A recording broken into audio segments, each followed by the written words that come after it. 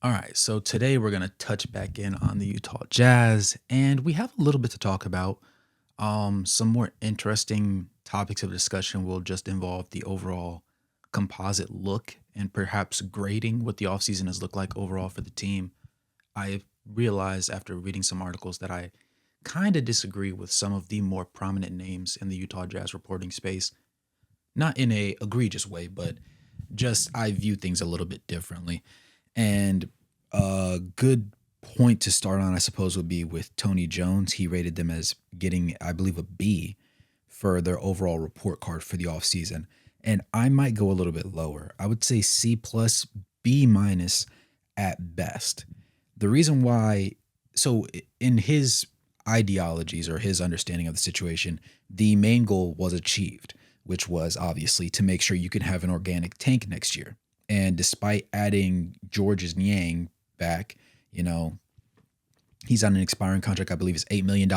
So it makes a lot of sense for them to go ahead and do that.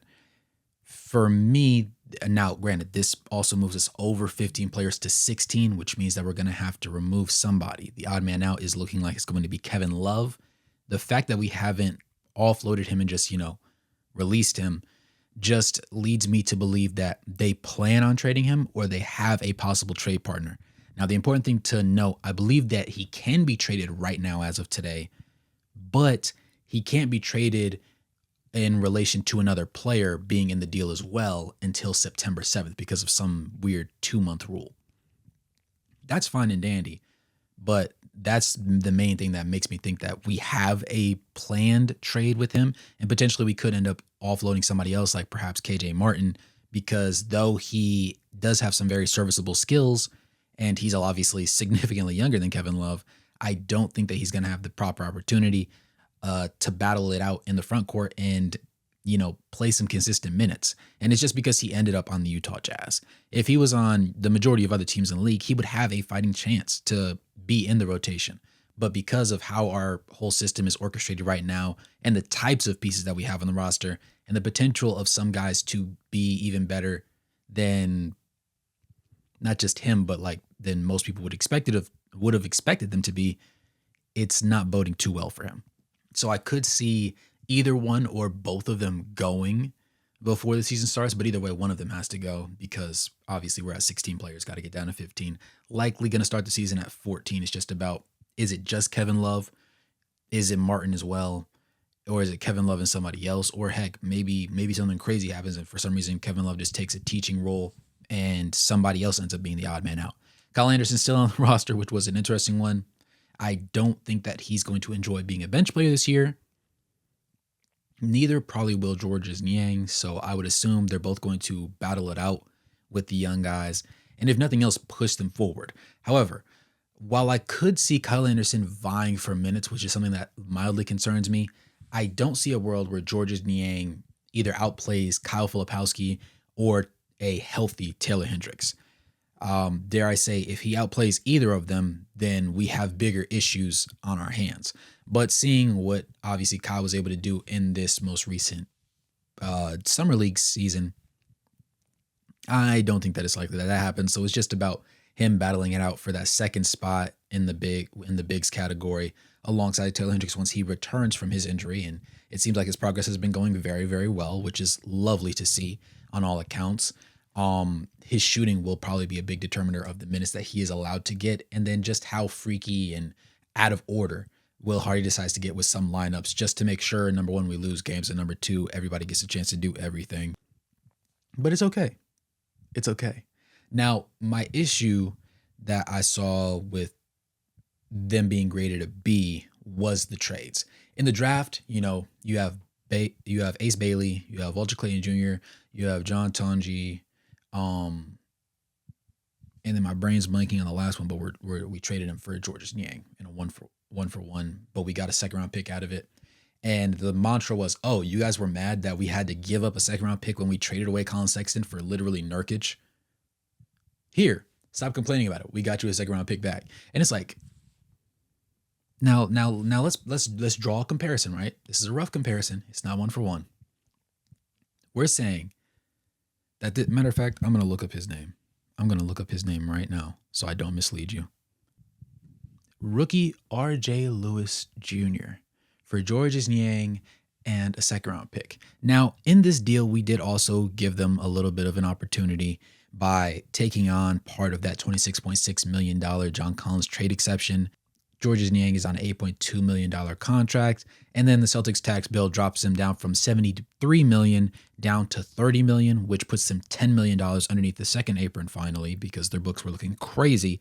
And then $1.7 million over the first. So they obviously made out a little bit better than us. But is this to say, some people, if you really wanted to do one of those like power scaling videos, you would say RJ Lewis Jr. is more valuable than Colin Sexton because you got a mediocre player who's probably not going to play significant minutes for your squad and a second round pick, while the other one you had to pair a second round pick with to get a mediocre player that's also not going to play a lot of minutes on your roster. And they're saying, hey, we got a second round pick back, so don't worry. And I don't really like that, because when I think of rebuilds, and I think of the most successful rebuilds, and I think of the ones that are more modern, like these big ones that have happened over the past 10 years, the model that you want to look at is the Thunder, because the Thunder are giving us an even greater incentive to tank this upcoming year because our pick that we gave them is top 8 protected, and we really don't want to give that up. At the same time, though, you're sitting there and you see all these draft assets. They just won a chip. They were believed to potentially win the chip the previous year, but they went all the way, lost to the Mavericks, and the Mavericks lost in the finals, here, there, everywhere in between. But they're going to be a perennial conference finals team. Dare I say, they're not quite bordering on dynasty, but they do have the perfect makings for one. And then on top of that, they have a buttload of draft capital. They have that draft capital because every time they gave something up, they got something in return. It didn't matter who it was, to the point where now they're so good, it doesn't matter because they're still reaping the benefits of their tanking era when they were trading away good players for more assets. And here we are saying, hey guys, don't worry. We took Colin Sexton, who was borderline 50, 40, 90 splits, 18 points, 4.5 assists, 3 boards. Oh yeah, he's pretty cool. But let's throw a second round pick in there and grab a center that we're not going to play like that just because we can get rid of that expiring contract. And also, he's not going to outplay Walker Kessler, so we don't have to justify to the league that this is a bad move that we're not playing him. Are we serious right now? Jordan Clarkson, we'll just let him walk. Granted that there was probably a very small niche market for Jordan Clarkson, so I can kind of walk that one off. John Collins, we also didn't really make anything out of, and he was incredibly solid. Dare I say, he had his best season in a Jazz uniform this past year and showed some showings of the early version of himself that was in Atlanta with some elite shooting chops back on the table. And we just let 2 out of our 3 guys go for mothballs and a wad of bubble gum. And we're sitting here, yeah, we can live with that. I mean, sure you can. But if we're going to look at the Thunder and say this is A+, brother, but we're way down there. Because you didn't get, like, it would be different if we got something significant for John Collins, got some for Colin Sexton, and then let Jordan Clarkson walk. Because then it's like, okay, it kind of evens out. But there's nothing to even out there. We're gonna look at this this KJ Lewis trade and say, oh yeah, this evens it out. No, it can't. That just doesn't make sense to me personally. I don't know. Maybe y'all can justify it a little bit more for me in the comments. But the reason why I do say it's probably a B- and being a little generous, at worst a C+ is because they, like I said, did really hit in the draft, and I love the prospects. Usually I really enjoy the picks that we've made over the past few years, but I really like these guys. Like these guys, particularly obviously Walter Clayton Jr. and Ace Bailey, are guys that could potentially be starters long term. I believe right out the gate they're going to be vying for some serious minutes. They're obviously going to get minutes regardless, but serious minutes. Like Isaiah Collier can lose his job 10 to 15 games into the season type serious minutes if you're Walter Clayton Jr. And then for Ace Bailey, well, starting at that guard spot, maybe you get slid down to the 3 some games. Just overall, you're going to have an opportunity to showcase who you are and why this team actually drafted you when they drafted you. And then for Tonji, it's going to be a little bit more risky, not necessarily risky, but a little bit more difficult for him to see the floor in consistent minutes. He's going to get more of a Bryce Sensabaugh experience. However, there aren't really a lot of veterans that are just going to, get shut down at the end of the season to allow him to showcase his abilities, like how we had with Bryce his rookie year, where later on in the season, even though Taylor Hendricks was already up playing games, he kind of like slipped in there at the end and played, I want to say like 23, 24 games. And admittedly, his shooting wasn't really good, but you got a little taste of Bryce Sensabaugh before he came out the next year and said, hey, I'm back and I'm better. And I think that Tonje will have the opportunity to showcase some skills. I just don't know how much we're going to be able to get out of him this upcoming year. I also like that he picked the number 17. I was scrolling on TikTok mindlessly one day and I saw that he picked it because he likes Android 17 from Dragon Ball, which I found to be the craziest reference because there's a lot of people at slight side tangent.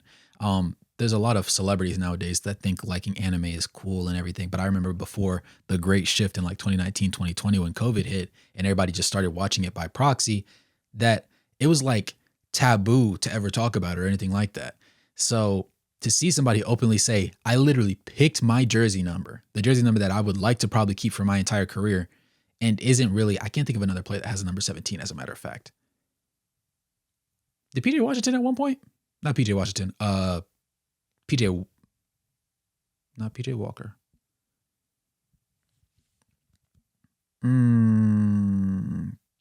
PJ Tucker. I think PJ Tucker had 17 when he was on the Rockets, but that's the only 17 that I could think of. So he literally picked his entire, career number based on a single character that he loved very, very much. And I just think that was really cool because I love anime too. But I think overall they're going to be a very not only were they well vetted and well picked, I do think that they're going to be reliable.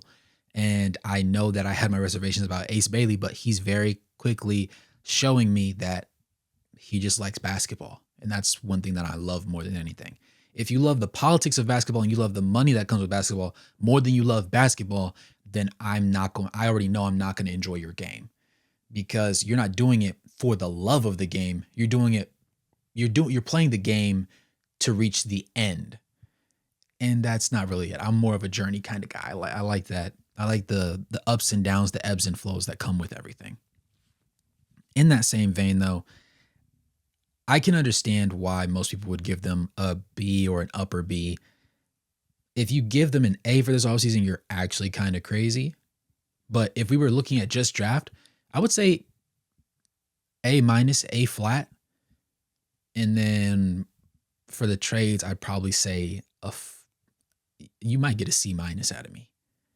Yeah, I'm probably going C minus, and then that'll put us at a B minus, maybe upper C at best.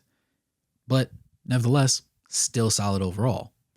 I do think that it's going to be interesting to see, again, what we end up doing with those 16 players that we have on the roster now, because I just don't know what the most likely, not like obviously I said, Kevin Love and maybe Martin.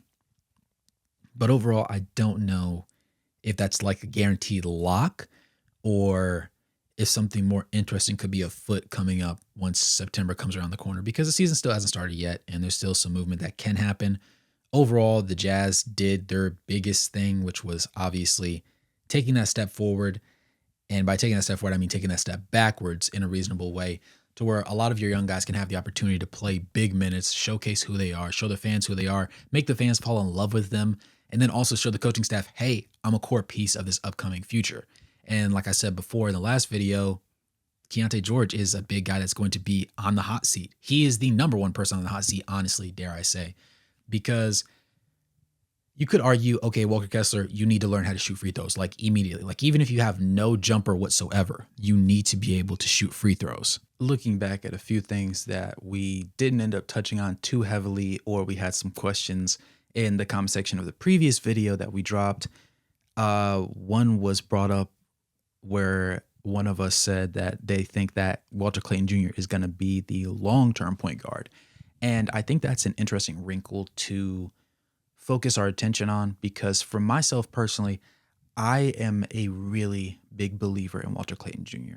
While I don't think he's a perfect one-for-one replacement for Colin Sexton, I think he's as close as you can get when it comes to young guys. Now, granted, he's not terribly young, like he's not 18, 19. He played all 5 years in college, But at the same time, he's younger, right? Granted, Colin Sexton wasn't old, he was late 20s.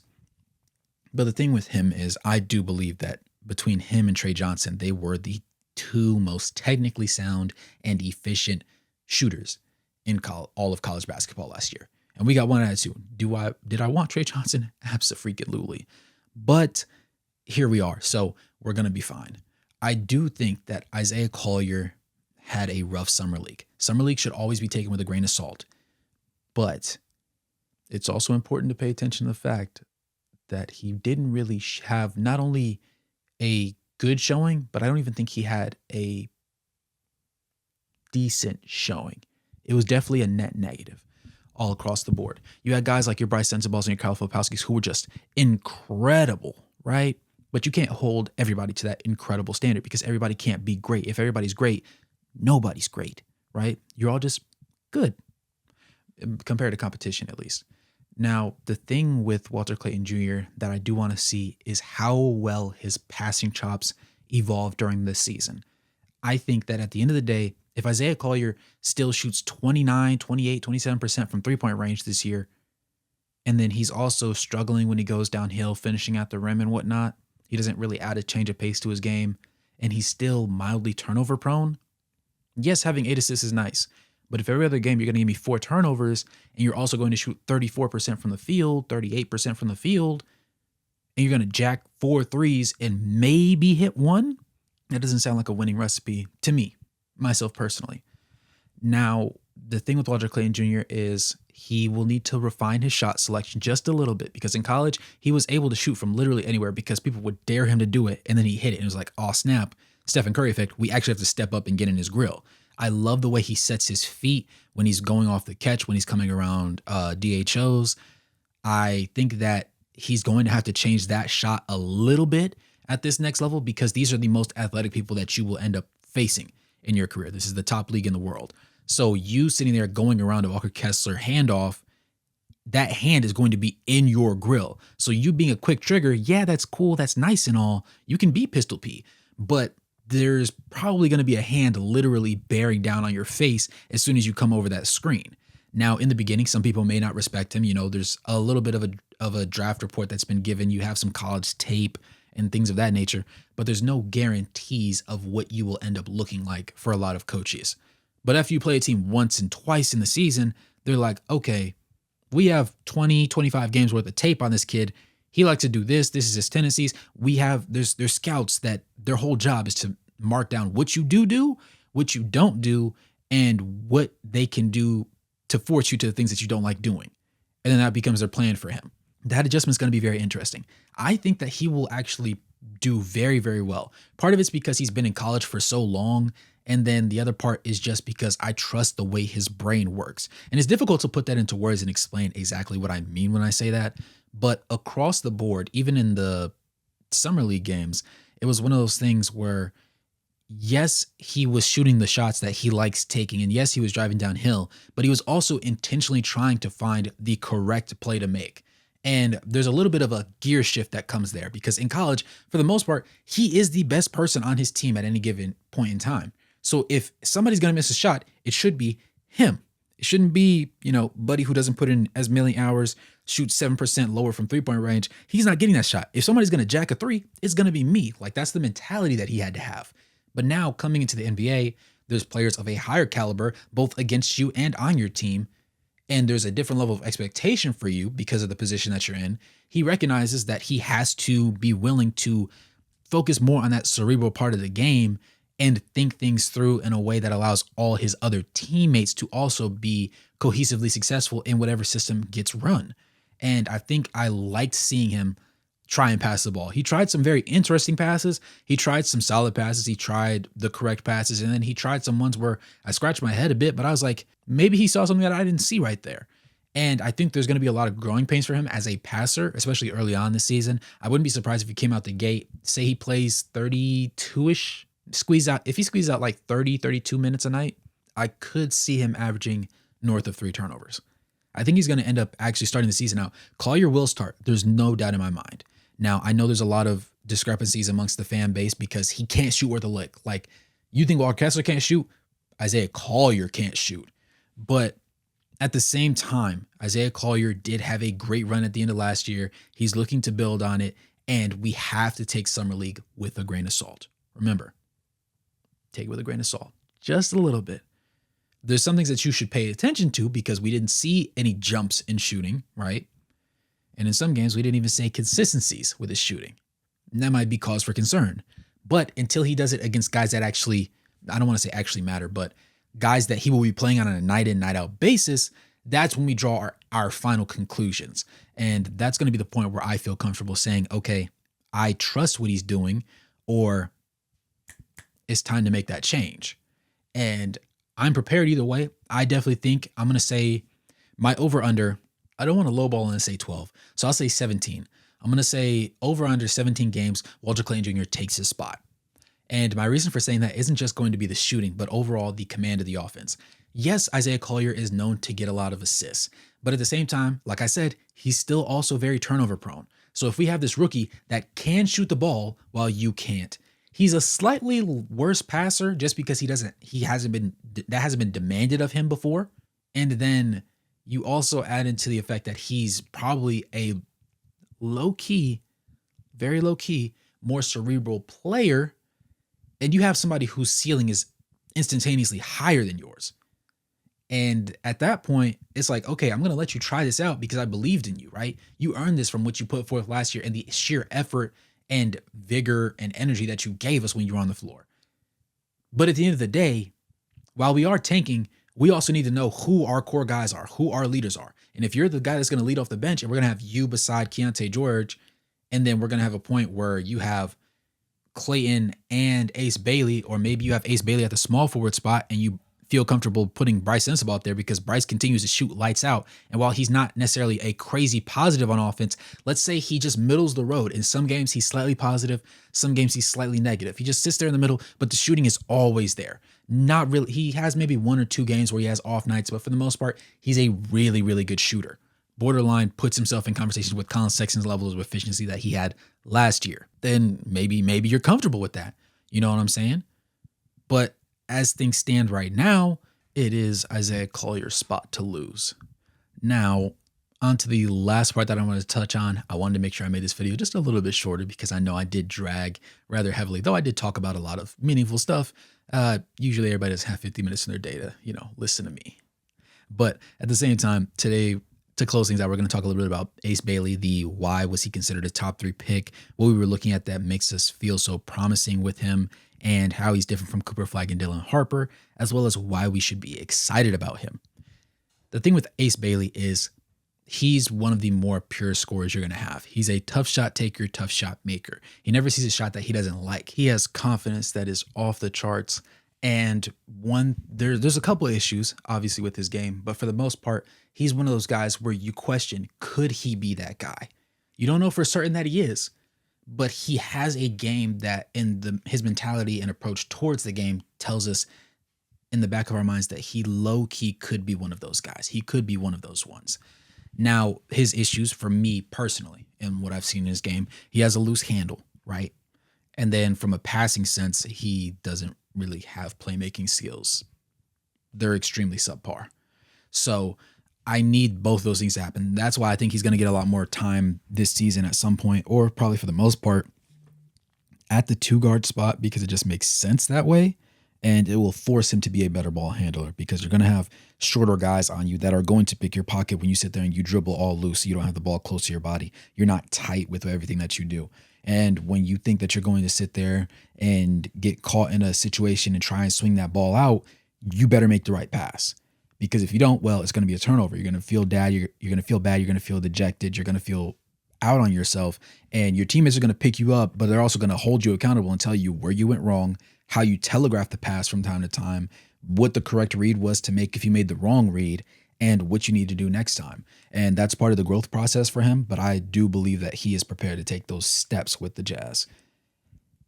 Defensively, he's pretty solid as well. He's not going to make as many crazy plays as he did in college, of course. But across the board, I do think that he's going to be very much a plus on that side of the ball. And I would actually lower his overall rookie year grade if he was even a slight negative defensively. I think at worst, he's a slight positive. I'm not going to sit here and say, oh, he's going to be a generational defender. He's going to be Kawhi Leonard, but he should definitely be a positive. I don't see a reason why he shouldn't be. The biggest difference between him and Cooper Flagg, I'll say. Cooper Flagg is being put in a position that I feel so bad for him. Not because he's on the Mavericks and he has all these great teammates and that sort of thing. No, because everybody wants Cooper Flagg to be the ball dominant lead guard, lead wing takeover kind of guy. And I don't think that's his game. I think he's one of those people where he has a guard on his team that creates disadvantages and he destroys disadvantages.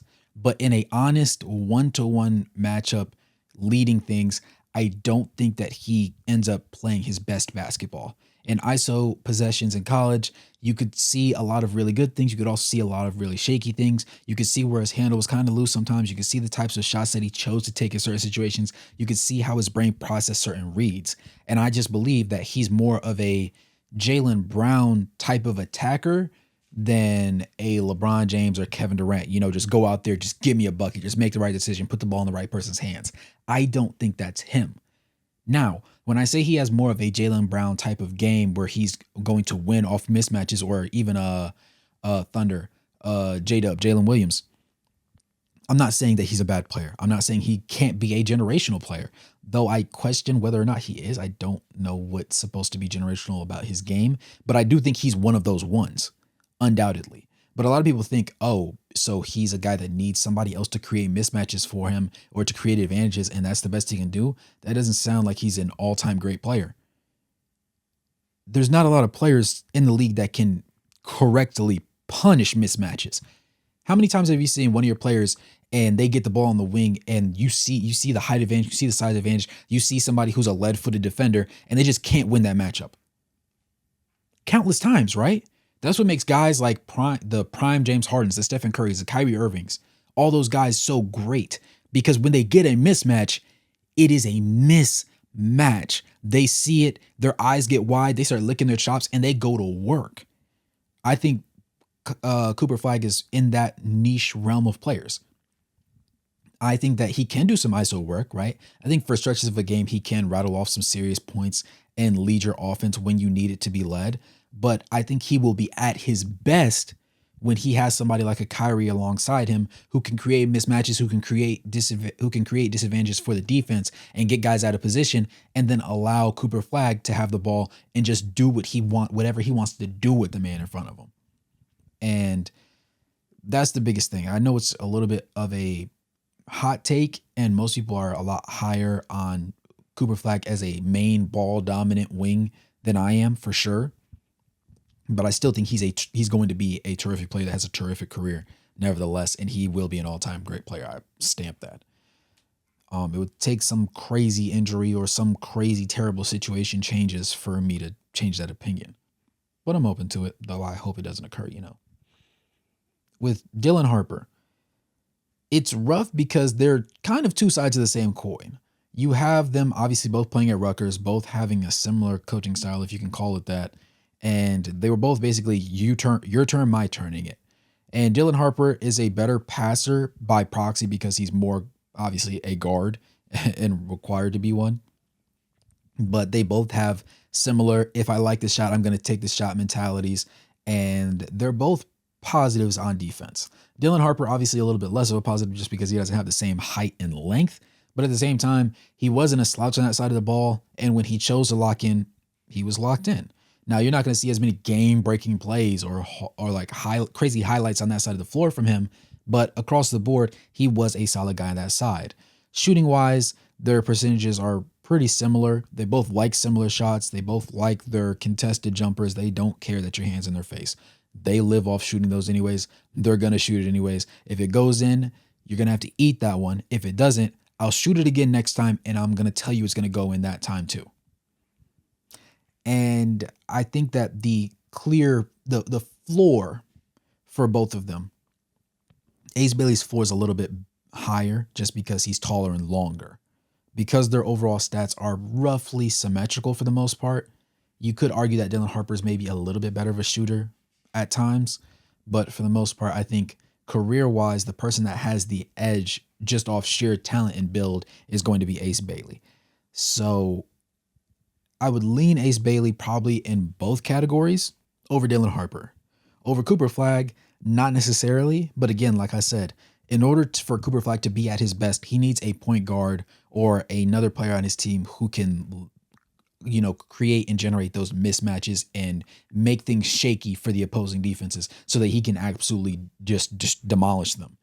And I don't know that the Jazz would have had somebody that could put him in his best shoes, if that makes sense. Now, if you say, oh, let's say for some reason we did end up getting Cooper Flag and we still got Walter Clayton Jr., maybe there's a conversation to be had right there, but there's not enough tape on Walter Clayton Jr. at this level. He hasn't even played an NBA game, so that's too much speculation for me personally.